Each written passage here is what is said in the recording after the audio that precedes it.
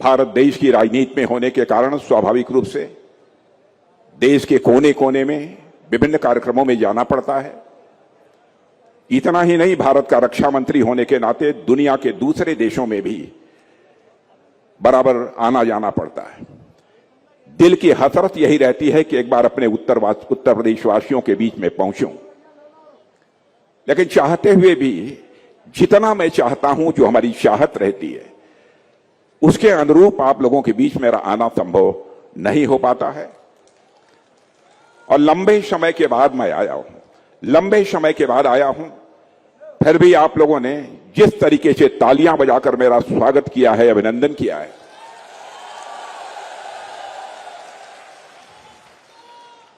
बहनों भाइयों, मैं आश्वस्त हूं कि मैं जहां रहूंगा, जिस रूप में रहूंगा, आपका स्नेह, आपका आशीर्वाद बराबर मुझे प्राप्त होता रहेगा। आपने तालियां बजाकर स्वागत किया है, अभिनंदन किया है, लेकिन भारत की परंपरा है और शिष्टाचार का तकाजा है, स्वागत, अभिनंदन और सलाम दुआ कभी एक तरफा नहीं होना चाहिए। इसलिए मैं भी एक बार शीश झुकाकर आप सभी बहनों भाइयों का हार्दिक अभिनंदन करता हूं, आप सभी का स्वागत करता हूं। और बहनों भाइयों, आगरा की इस धरती पर वीरता, स्वाभिमान और देशभक्ति के अमर प्रतीक महाराणा प्रताप जी की प्रतिमा का अनावरण जो आज मैंने किया है, उससे मुझे अत्यधिक प्रसन्नता हुई है। और आज मैं कह सकता हूं, जहां जहां हिंदुस्तान में महाराणा प्रताप की प्रतिमा का अनावरण करने के लिए मुझे आमंत्रित किया जाता है, बराबर मैं उन कार्यक्रमों में पहुंचता हूं, एक कार्यक्रम को भी मैं छोड़ता नहीं हूं। या कोई ऐसा कार्यक्रम जो महाराणा प्रताप से जुड़े हुए हों, उन कार्यक्रमों में मैं जरूर जाता हूं। मैं मानता हूं कि महाराणा प्रताप का शौर्य, उनका त्याग और उनका संघर्ष इतना बड़ा है कि हिंदुस्तान कभी मैं महाराणा प्रताप को भूल नहीं सकता।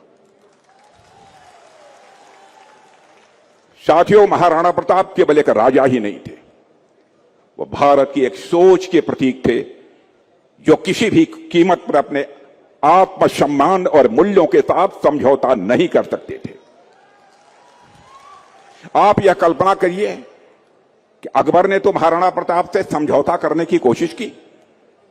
महाराणा प्रताप चाहते तो अकबर के साथ समझौता कर लेते और अपने महल में, आलीशान महल में बहुत सुख और आनंद से अपनी जिंदगी काट सकते थे। लेकिन महलों का बिस्तर छोड़कर पहाड़ों में पत्थरों पर सोना, महलों का कोमल बिस्तर छोड़कर पहाड़ों के पत्थरों पर सोना उन्होंने मंजूर किया। लेकिन मेरे बहनों भाइयों, 56 भोग छोड़ दिया, लेकिन घास की रोटी खाकर भारत के स्वाभिमान की उन्होंने रक्षा की। ऐसे थे हमारे महाराणा प्रताप। मेरे बहनों भाइयों, उन्होंने हर कष्ट सहा, लेकिन कभी भी मुगलों के सामने उन्होंने घुटने नहीं टेके और अपनी मातृभूमि की रक्षा के लिए हल्दी घाटी की पीली मिट्टी को दुश्मनों के खून से लाल कर दिया था। वह थे महाराणा प्रताप।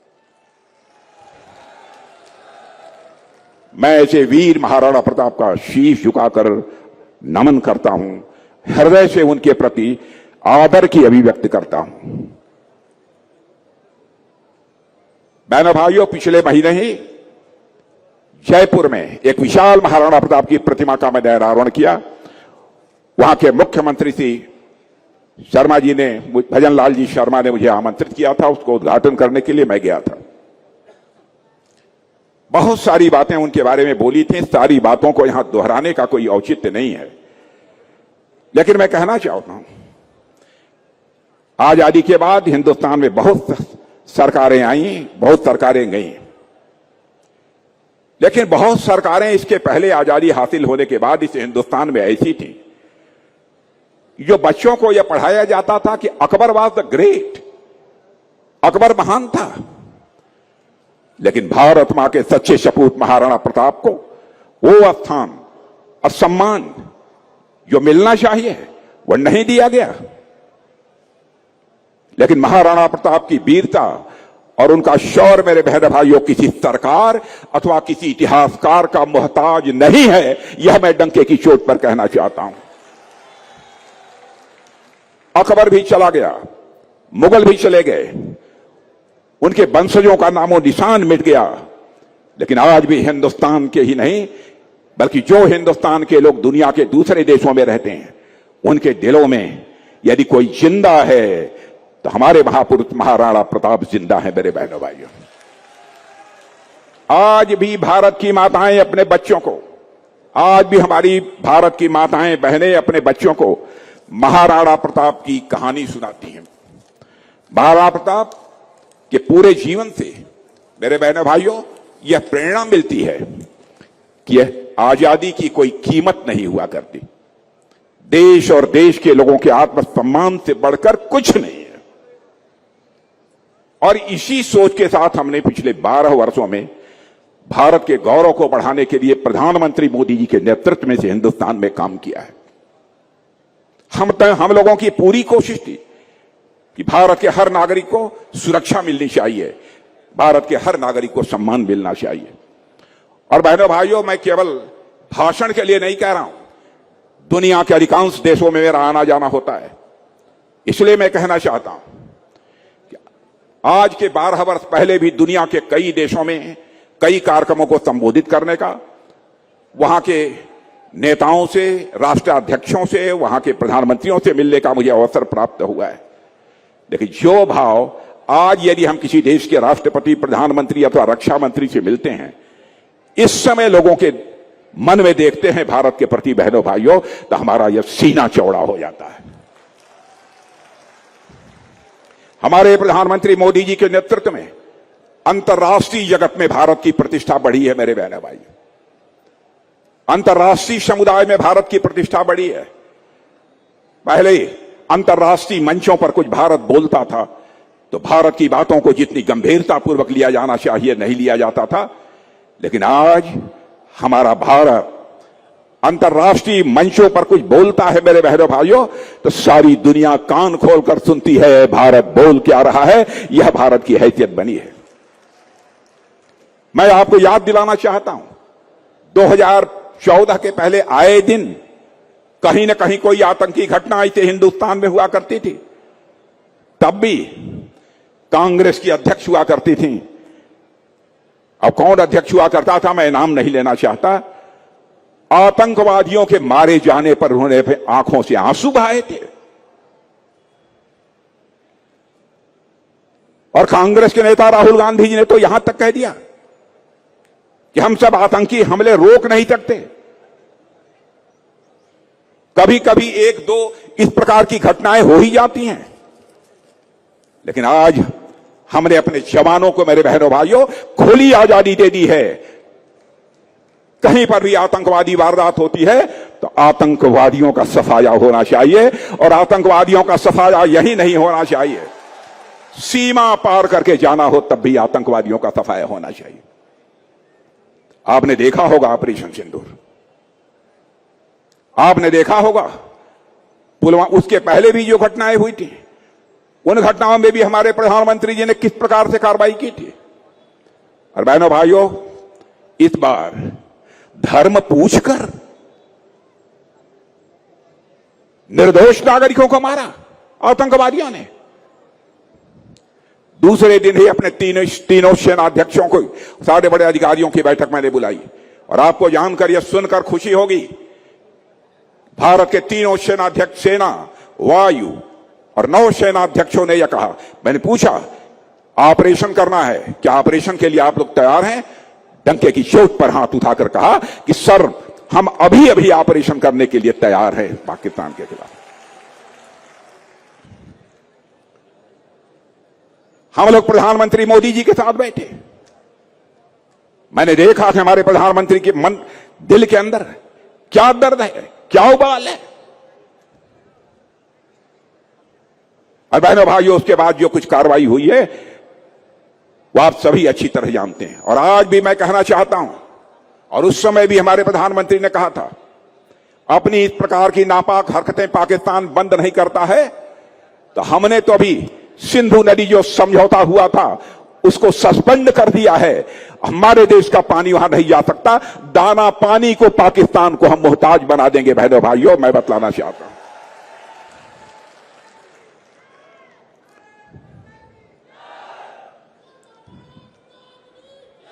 और बहनों भाइयों, मैं कहना चाहता हूं, हम लोग शांति चाहने वाले लोग हैं, लेकिन अशांति फैलाने वालों को हमेशा के लिए शांत करना भी हम जानते हैं। 12 साल पहले कोई सोच नहीं सकता था कि भारत को कभी नक्सलवाद से मुक्ति मिलेगी। कई वर्षों तक नक्सलियों का तांडव हिंदुस्तान के कोने में कहीं न कहीं चलता रहता था। खून की होली खेलते थे। हमारे पुलिस के और सुरक्षा के जवान जो खड़े हैं यहां पर हमारे सामने, सैकड़ों की संख्या में हमारे ऐसे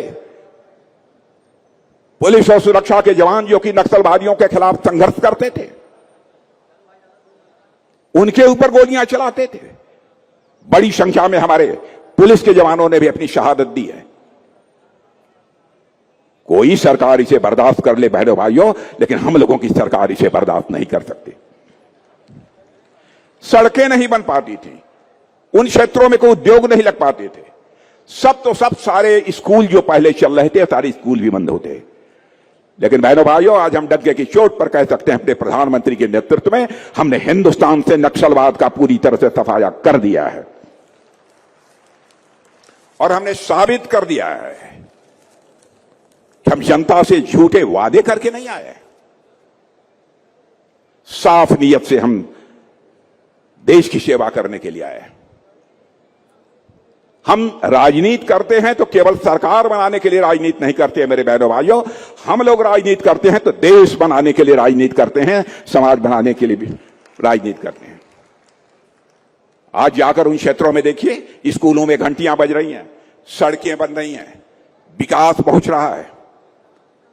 और महाराणा प्रताप की वीरता के किस्से तो हम सभी जानते हैं, लेकिन हमें साथ यह भी जानना चाहिए कि उन्होंने कभी समाज को, हमारे महाराणा प्रताप ने तोड़ने का काम नहीं किया है, महाराणा प्रताप ने समाज को जोड़ने का काम किया है। उनके सेना में हर समाज के लोग थे, आदिवासी थे, भिन्न भिन्न जातियों के लोग उनकी सेना में थे। जाति और पंथ के आधार पर उन्होंने कभी भी भेदभाव कभी नहीं महाराणा प्रताप ने किया, जैसा कि हमारे बघेल जी कह रहे थे। वे सबको साथ लेकर चलने वाले थे, इसीलिए महाराणा प्रताप के प्रति हमारी गहरी आस्था है। जैसे हमारे प्रधानमंत्री जी कहते हैं कि सबका साथ, सबका विकास, सबका विश्वास, सबका प्रयास, यह प्रेरणा वहीं से हमको मिली है। और यह और हम लोगों ने महाराणा प्रताप के मूल्यों पर चल के दिखाया है। बहनों भाइयों, हमारे लिए भारत के हर नागरिक का विकास यह हमारी प्राथमिकता है, और हमारे लिए भारत का हर नागरिक समान है। हम जाति पंथ मजहब की राजनीति नहीं करते हैं, हम राजनीति करते हैं तो इंसाफ और इंसानियत की राजनीति करने वाले लोग हैं। कभी हमारे पर आरोप लग जाता है, लेकिन चाहे कोई किसी भी जात का होगा, चाहे कोई किसी धर्म का मानने वाला होगा, जुल्म और अत्याचार करेगा तो वोट की राजनीति को ध्यान में रखते हुए हम तुष्टीकरण नहीं करेंगे बहनों भाइयों।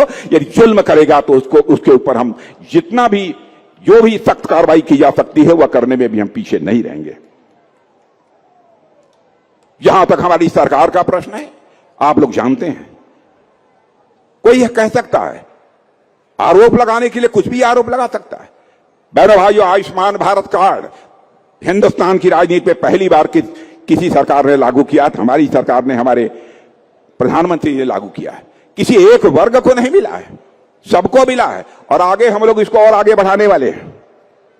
और मेक इन इंडिया प्रोग्राम से भारत में कोई फैक्ट्री लगती है तो उससे सभी को रोजगार मिलता है। वैसे ही यह जो कार्यक्रम हम लोगों ने चलाया है, सब आयुष्मान भारत कार्ड का, उसका भी लाभ अधिकतम गरीबों लोगों को मिल रहा है, उसके अतिरिक्त मध्यम वर्गीय परिवारों को मिल रहा है। स्वच्छता का अभियान हमारे प्रधानमंत्री ने सारे देश में चलाया है, तो क्यों हर क्षेत्र में सफाई हो, हर व्यक्ति का जीवन बेहतर हो।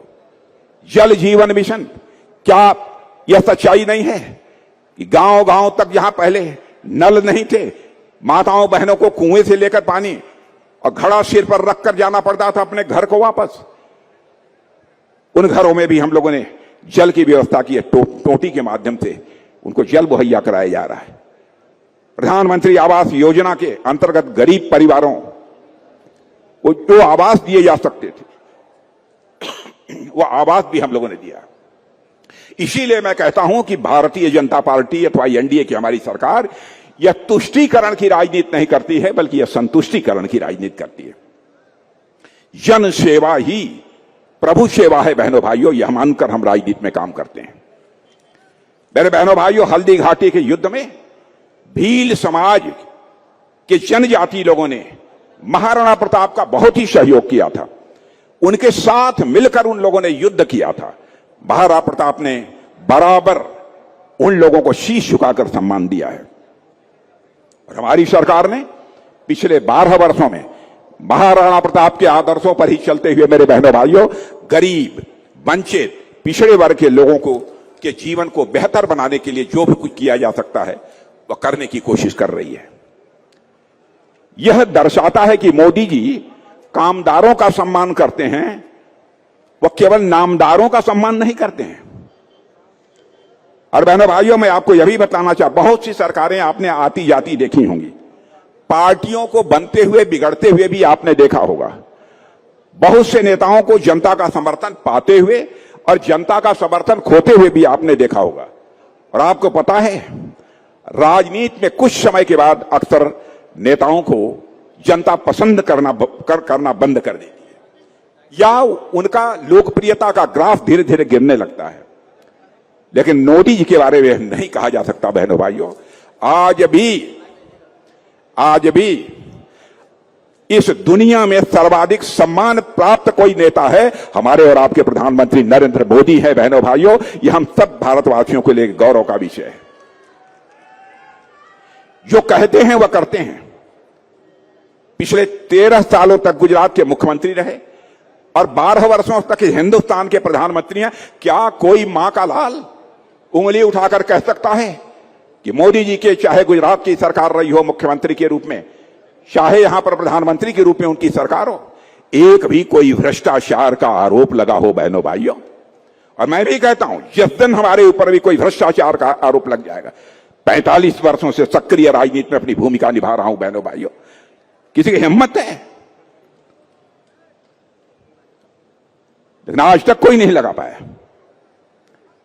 भारत देश की जनता का विश्वास हम सबको प्राप्त है और यह विश्वास हमारी सरकार के प्रति पूरी दुनिया में कायम है। और मेरे बहनों भाइयों, प्रधानमंत्री मोदी जी ने को आपको जानकारी होगी समाचार पत्रों के माध्यम से, दुनिया के 32 देशों का जो सर्वोच्च सम्मान होता है वह हमारे आपके प्रधानमंत्री मोदी जी को दुनिया के देशों ने दिया है। और मैं समझता हूं कि यह केवल मोदी जी का सम्मान नहीं है, बल्कि भारत के 140 करोड़ भारतीय जनता का यह सम्मान है। मेरे बहनों भाइयों, हम जो सोचते हैं वह बोलते हैं और जो बोलते हैं करके दिखाते हैं। हमने कहा था जम्मू कश्मीर से धारा 370 समाप्त करेंगे और आपने देखा, चुटकी बजाकर हम लोगों ने धारा 370 समाप्त कर दिया बहनों भाइयों।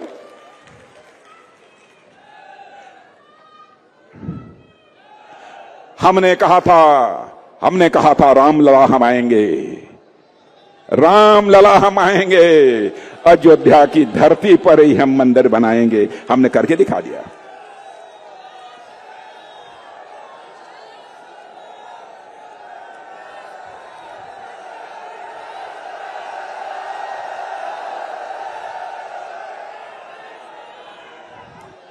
बहनों भाइयों, हम राजनीति करने में डरते नहीं हैं। दूसरी पार्टियों के लोग डरते हैं कहीं वो जाति न नाराज हो जाए, कहीं उस धर्म वाले न नाराज हो जाए। वोट मिले या न मिले बहनों भाइयों, देश रहना चाहिए, सरकार रहे या न रहे, देश रहना चाहिए। तमाशा बना दिया इन लोगों ने।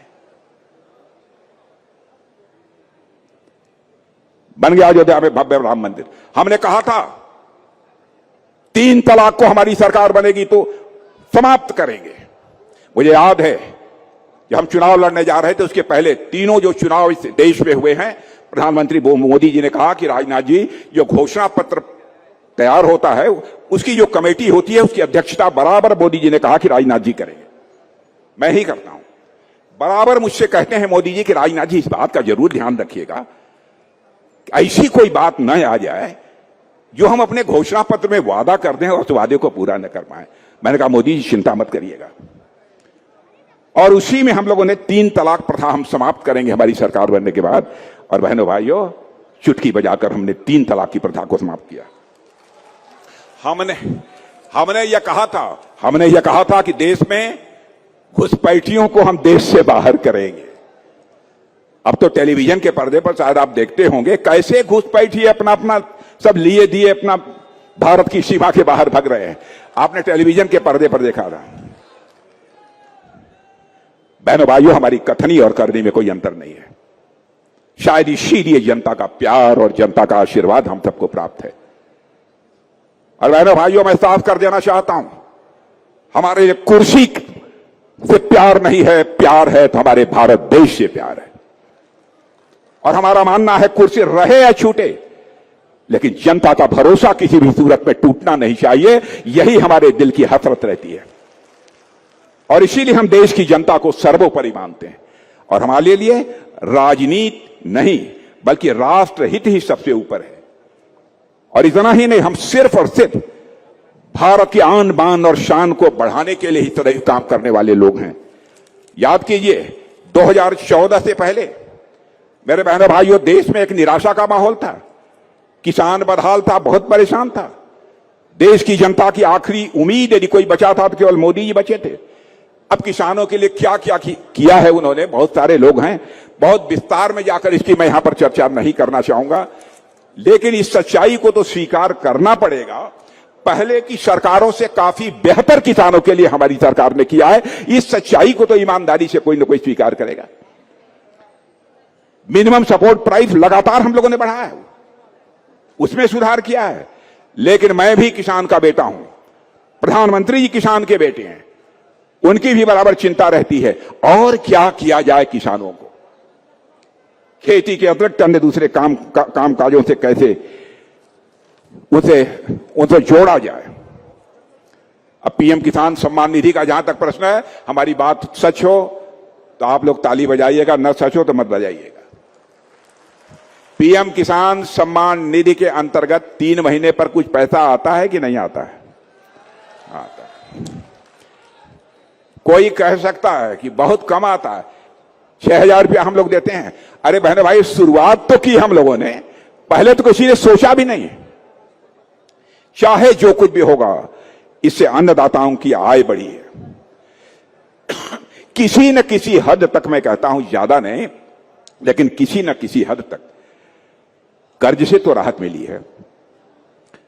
2019 में पीएम किसान सम्मान निधि की शुरुआत की गई, तब समाजवादी पार्टी और कांग्रेस जैसे विरोधी दल के लोग देश की किसानों को गुमराह कर रहे थे।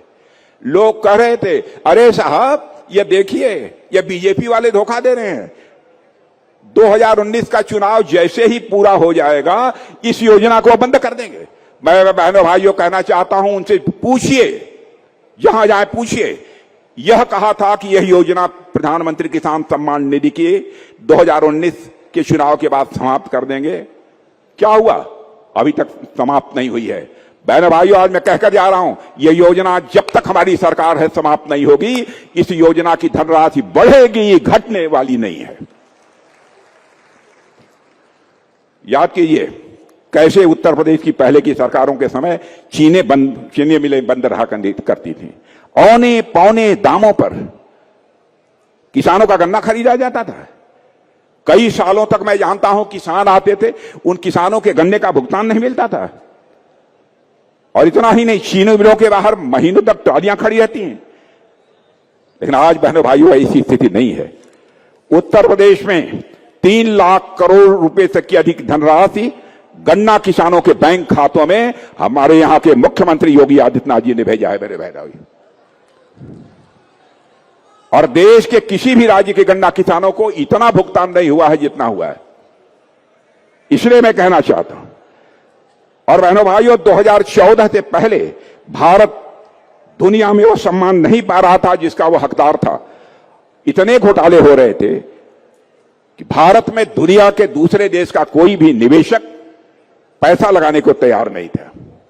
लेकिन आज भारत ने दुनिया के दूसरे देशों के साथ अपने जितने अच्छे रिश्ते बना लिए हैं, सारी दुनिया आज हमको सम्मान की नजरों से देखती है। दुनिया भारत के साथ व्यापार करना चाहती है। और आपको जानकर खुशी होगी कि 2014 के बाद से दुनिया के 38 देशों के साथ व्यापार करने का समझौता भारत ने किया है। इसके पहले इसकी कोई कल्पना भी नहीं कर सकता था।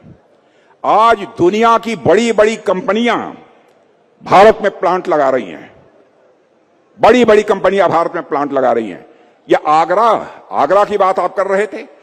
आगरा भी डिफेंस कॉरिडोर का ही एक नोड है।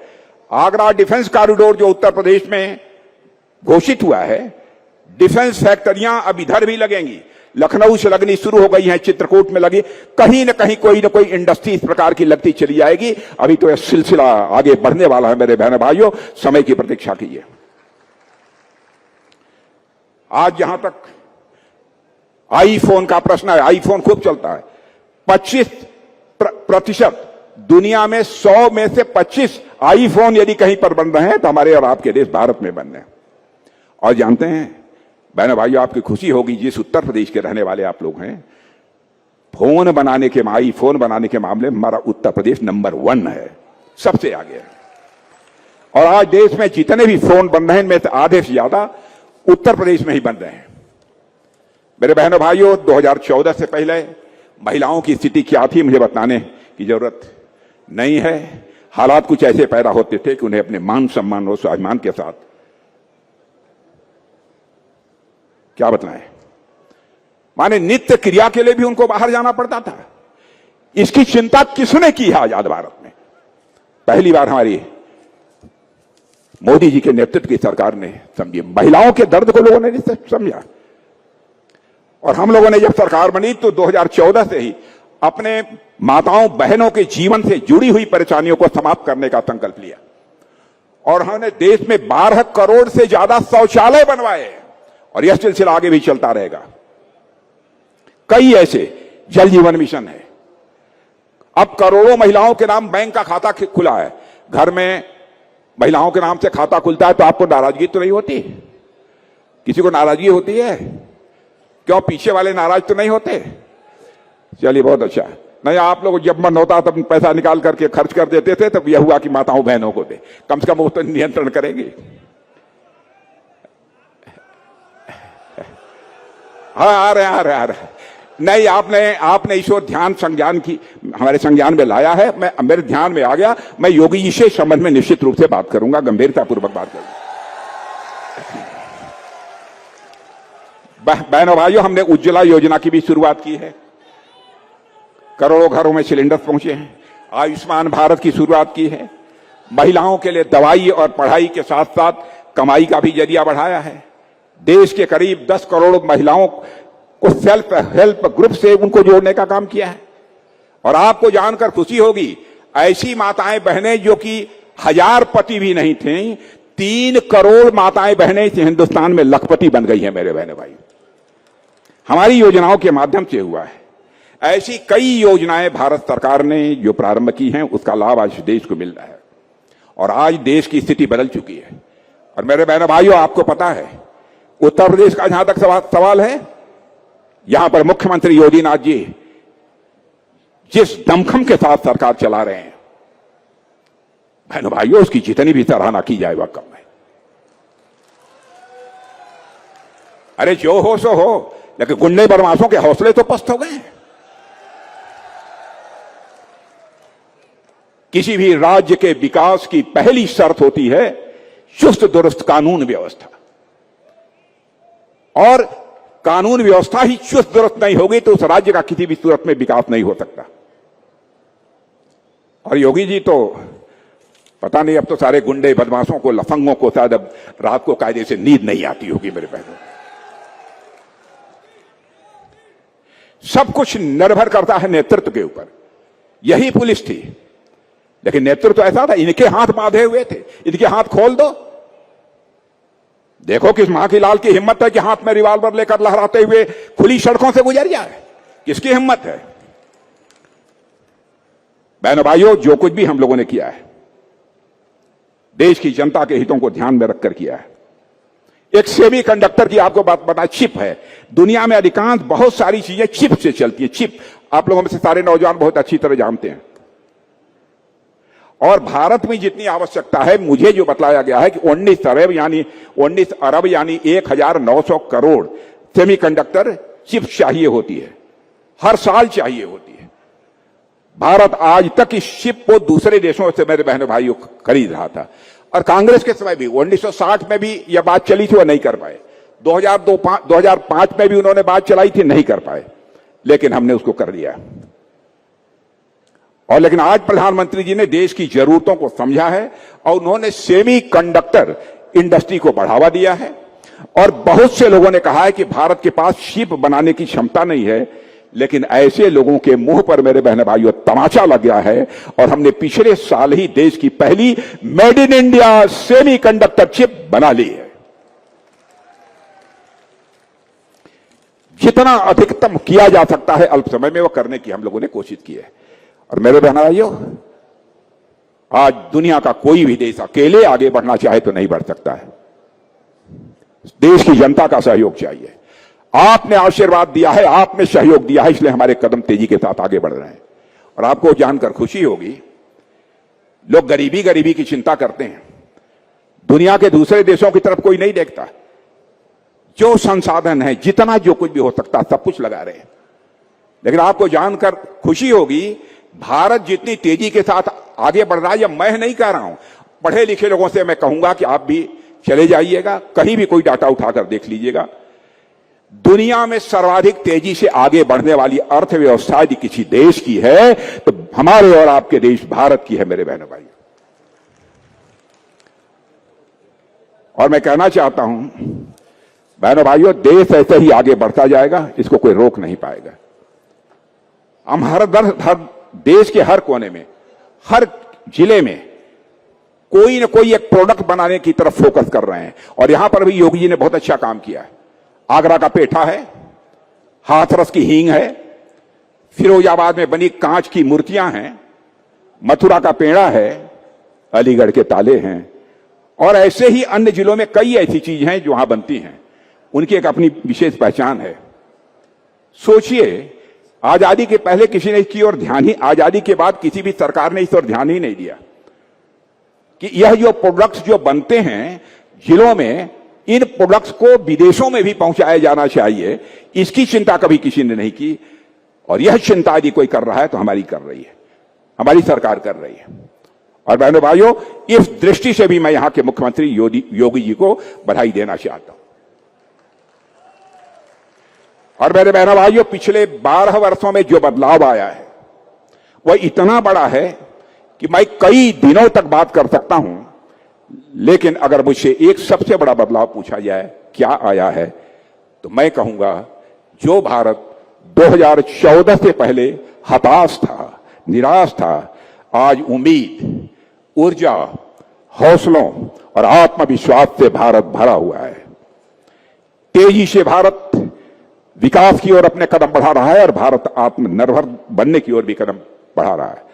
और भारत में जो यह बदलाव हो रहा है, इसके पीछे यदि कुछ है तो जनता का विश्वास है, सरकार की सही नीयत है और सरकार की सही नीति है।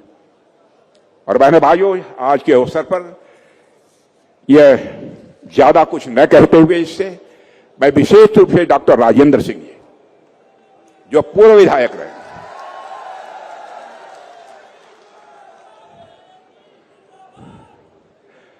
साहब मैंने प्रतिमाएं देखी हैं, लेकिन क्या अच्छी प्रतिमा महाराणा प्रताप की, बिल्कुल घोड़े पर सवार महाराणा प्रताप की प्रतिमा बनाई है।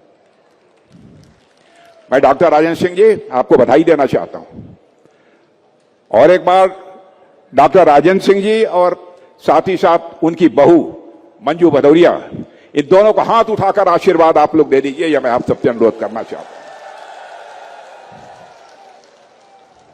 बहुत अच्छा काम किया है। और इस कार्यक्रम में आपने मुझे आमंत्रित किया। और बहनों भाइयों, सच बतलाऊं कि यह मेरा सौभाग्य है कि यह अवसर मिल गया आप लोगों के बीच आने का। अभी पिछले 2 दिन से मैं हैदराबाद में था। आप लोगों ने समाचार पत्रों में देखा होगा, लगातार कार्यक्रम कहीं न कहीं लगते रहते, लेकिन उत्तर प्रदेश में जब आने का अवसर प्राप्त होता है तो मुझे बेहद खुशी होती है।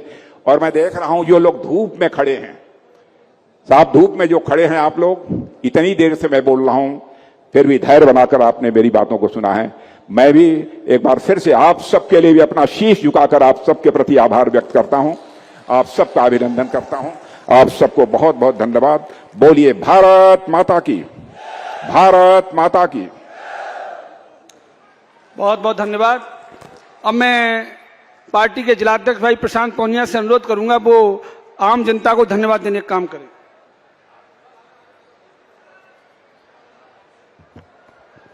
बोलो भारत माता की। मित्रों,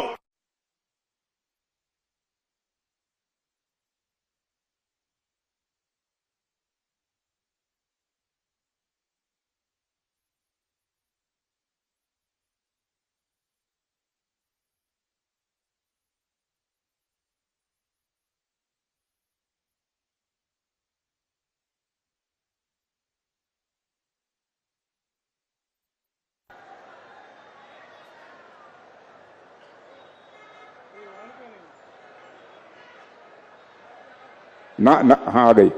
मेरे बहनों भाइयों, यहां पर हमारे दो सांसद हैं।